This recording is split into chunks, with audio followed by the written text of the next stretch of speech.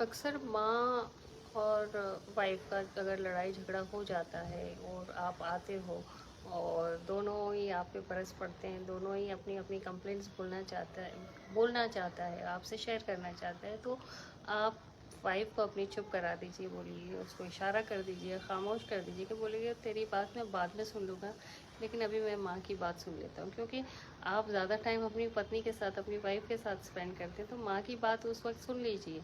माँ जो भी बोल रही है उसकी पूरी बात को ध्यान दीजिए, सुनिए। और पत्नी को आप इशारा कर दीजिए, बोल दीजिए कि तेरी बात बाद में सुनूंगा, बिल्कुल तेरी बात पे भी फोकस करूंगा, ऐसा नहीं कि तुझे इग्नोर कर दूंगा। लेकिन उस वक्त तो आप अपनी माँ की बात सुनिए, क्योंकि माँ ने तो आपको पैदा किया है और माँ को आपको एक्सप्लेन करने का मौका नहीं मिलेगा। इनफैक्ट आप उसकी बदुआ लोगे अगर आप वाइफ की सपोर्ट करते हो इमीडिएटली, तो नहीं।